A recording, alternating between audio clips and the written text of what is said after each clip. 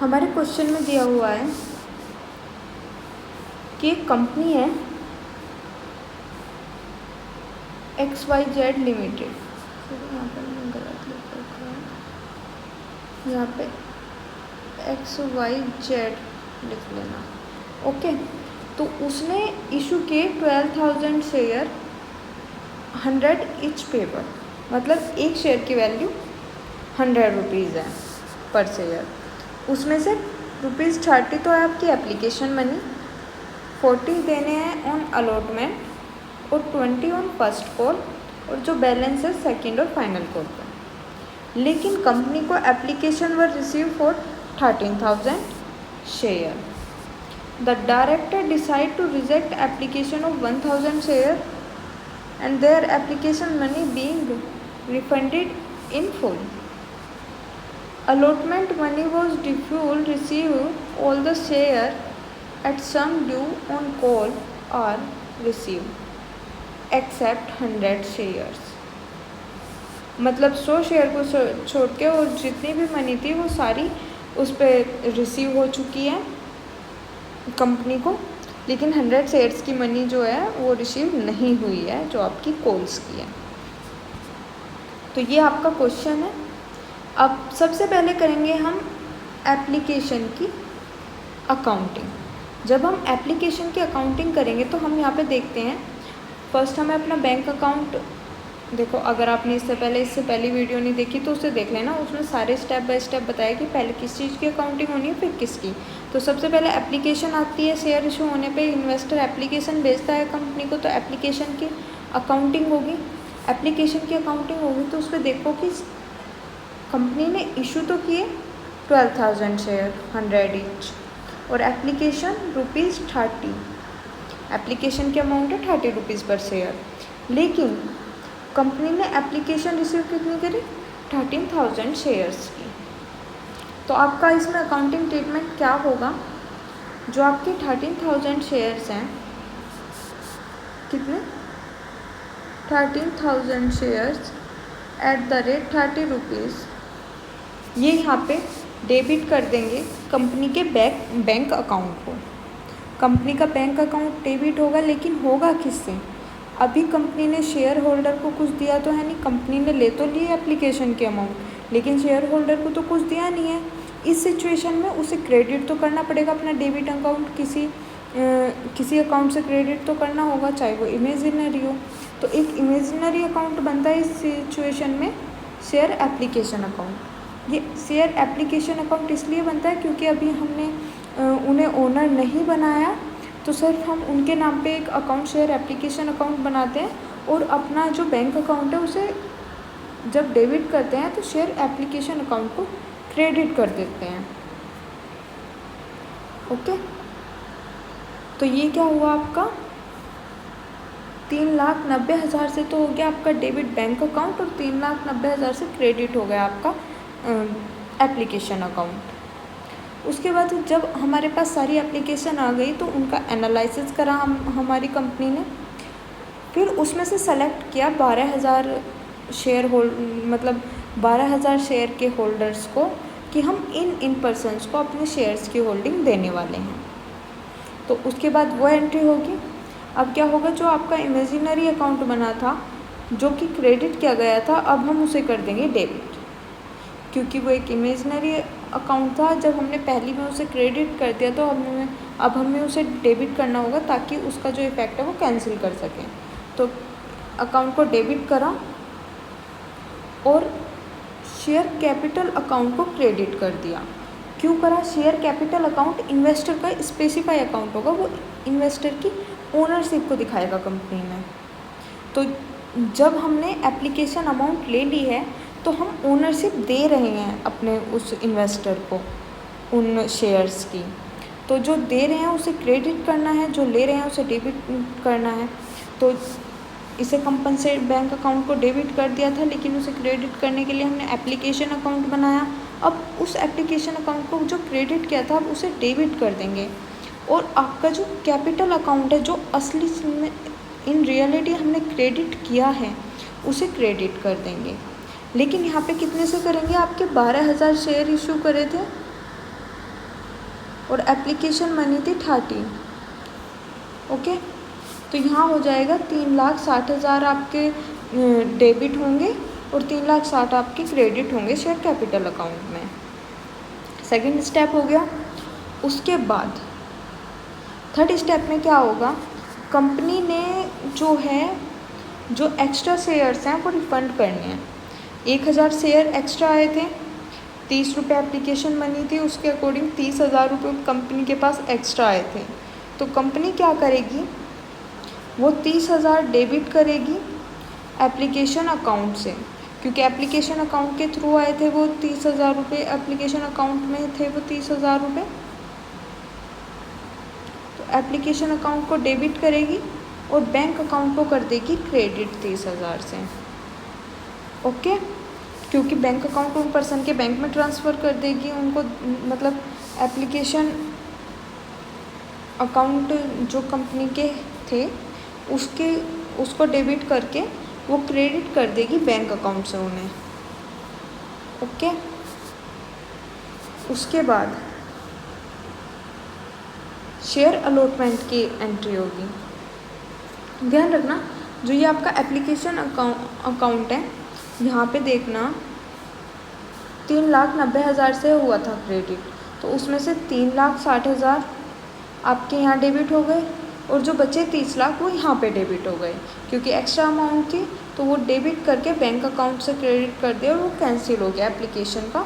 तो ये हुआ क्या रियलिटी में कि जो आपका बैंक अकाउंट था जिसमें पैसे आए थे वो उससे रिफ़ंड हो गए, लेकिन कंपनी के एंट्री में दिखाया गया कि एप्लीकेशन अकाउंट में आए थे और फिर गए, क्योंकि एप्लीकेशन के आए थे ना, तो एप्लीकेशन में आए और उसके बाद उन्हें रिफ़ंड किया गया। तो ये एक लैंग्वेज तरह से समझाने के लिए है कि स्टेप हुए कैसे। इन रियलिटी तो बैंक से ट्रांसफ़र हो गए उनके, लेकिन स्टेप क्या हुए वो दिखाने के लिए हमें इस तरह से एंट्री करनी पड़ती है। उसके बाद अलॉटमेंट की बात करेंगे, तो आपकी अलॉटमेंट के बारे में देखते हैं क्या है। अलॉटमेंट की आपकी 40 रुपीज़ ऑन अलॉटमेंट, 12,000 के 40 रुपीज़ अलॉटमेंट में मिलेंगे। अब एप्लीकेशन की एक्स्ट्रा अमाउंट थी वो रिफ़ंड कर दी, तो उसका तो अब कोई यूज़ नहीं है। अब आपको 40 रुपीज़ अलॉटमेंट पे मिलेंगे, 12,000 शेयर्स हैं। तो क्या होगा, कंपनी ने शेयर इशू कर दिए हैं, शेयर कैपिटल अकाउंट बना दिया उनका ओनरशिप का। अब कंपनी उन्हें एक लेटर भेजेगी कि भाई आपके अलॉटमेंट की इतनी अमाउंट ड्यू है, हमने आपको अपने शेयर अलॉट कर दिए हैं, आप प्लीज़ उसे पे कर दो। तो जिस टाइम लेटर भेजेगी तब तक कंपनी को अलॉटमेंट की अमाउंट मिली तो है नहीं, लेकिन मिलेगी। तो कंपनी वहाँ पे एक इमेजिनरी अकाउंटिंग करती है, एंट्री करती है कि जो शेयर अलॉटमेंट अकाउंट है ना वो डेबिट होगा। मतलब शेयर अलॉटमेंट अकाउंट को पैसा मिलेगा, कहाँ से मिलेगा, शेयर कैपिटल अकाउंट से। तो शेयर अलॉटमेंट अकाउंट डेबिट होगा 12,000 शेयर, 40 रुपये पर शेयर, तो ये 4,80,000 से डेबिट हो जाएगा।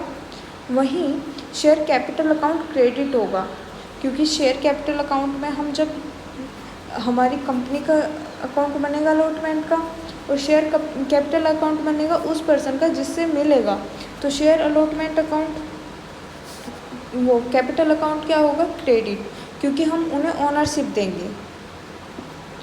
ओके, इतने शेयर उनके, इतना पार्ट शेयर का उनके हिस्से में आ जाएगा। उसके बाद जब पैसे रिसीव हो जाएंगे, अलॉटमेंट मनी रिसीव हो गई, रिसीव होने के बाद हम बैंक अकाउंट को डेबिट कर देंगे और अलॉटमेंट अकाउंट को कर देंगे क्रेडिट, क्योंकि कंपनी के जो वो है बैंक अकाउंट वो डेबिट होगा एट द लास्ट, क्योंकि पैसे जब आएंगे तो बैंक अकाउंट में जाएंगे, और जो अलॉटमेंट है जिससे पहले हमने डेबिट करा था उसे कर देंगे अब हम क्रेडिट, क्योंकि बैंक अकाउंट में ये आने के बाद कंपनी अलॉटमेंट अकाउंट को दे देती है, अलाउ कर देती है कि अब आप का ये जो पार्ट है हमारा उसका हुआ आपके जो इन्वेस्टर हैं उनका। उसके बाद आता है आपका फर्स्ट कॉल, शेयर की फर्स्ट कॉल। तो फर्स्ट कॉल 20 पर शेयर के अकॉर्डिंग हुई थी, 12,000 शेयर और 20 पर शेयर के अकॉर्डिंग फर्स्ट कॉल। तो फर्स्ट कॉल जब करेंगे तो बिल्कुल अलॉटमेंट की तरह ही होगी कि फ़र्स्ट कॉल का अकाउंट क्या कर देंगे हम डेबिट, और जो आपकी शेयर कैपिटल अकाउंट है उसे कर देंगे हम क्रेडिट, दोनों 2,40,000 2,40,000 से। फिर जब हमें कॉल की अमाउंट रिसीव हो जाएगी तब हम बैंक अकाउंट को कर देंगे डेबिट कि हाँ हमें रिसीव हो चुकी है, और जो आपका हमने share first call account debit करा था अपनी फर्स्ट एंट्री में उसे कर देंगे क्रेडिट। ओके,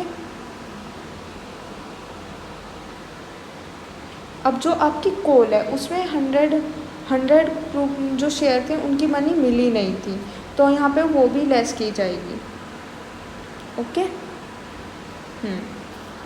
उसके बाद आता है आपका second call.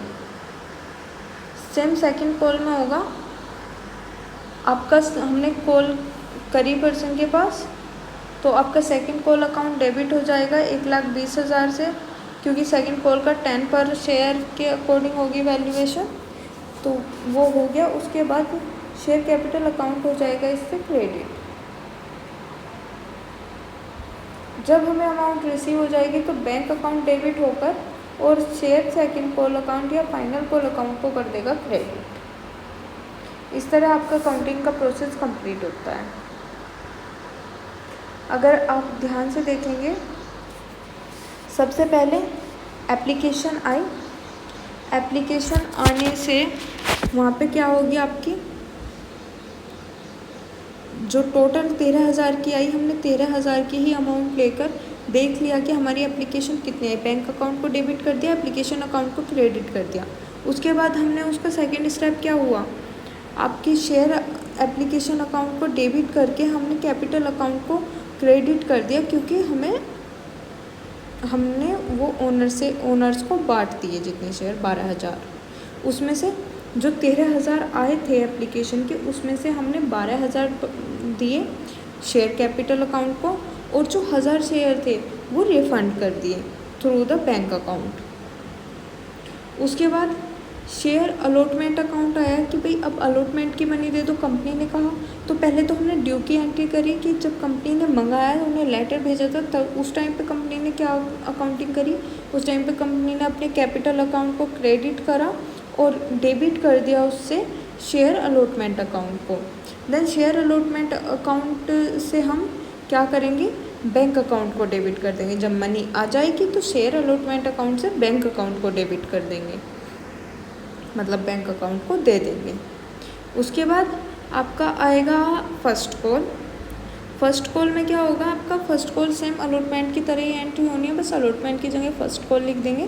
First call account debit करेंगे हम शेयर कैपिटल अकाउंट से, क्योंकि अभी हमारी ड्यू है, अभी हमारे पास है नहीं, तो शेयर कैपिटल अकाउंट से शेयर अलॉटमेंट अकाउंट को डेबिट कर देंगे। वो डेबिट करने के बाद अब हमारे पास मनी आ गई है, तो जो शेयर फर्स्ट कॉल अकाउंट है उससे बैंक अकाउंट को डेबिट कर देंगे। तो ये आपकी मनी पहुंच जाएगी बैंक में। फर्स्ट कॉल की भी, अलॉटमेंट की भी गई, फर्स्ट कॉल की भी गई। अब आती है आपकी सेकंड एंड फाइनल कॉल। उसमें क्या होगा, आपका 10 पर शेयर के अकॉर्डिंग फाइनल कॉल में फाइनल कॉल का अकाउंट डेबिट होगा बाय कैपिटल अकाउंट को क्रेडिट करके। उसके बाद इसके सेकंड स्टेप में हो जाएगा, जो फाइनल कॉल अकाउंट है वो डेबिट कर देगा बैंक अकाउंट को। जब final call account bank account को डेबिट कर देगा, तो यहाँ पे जो आपका दिया था कि 1,000 शेयर, वो 100 शेयर्स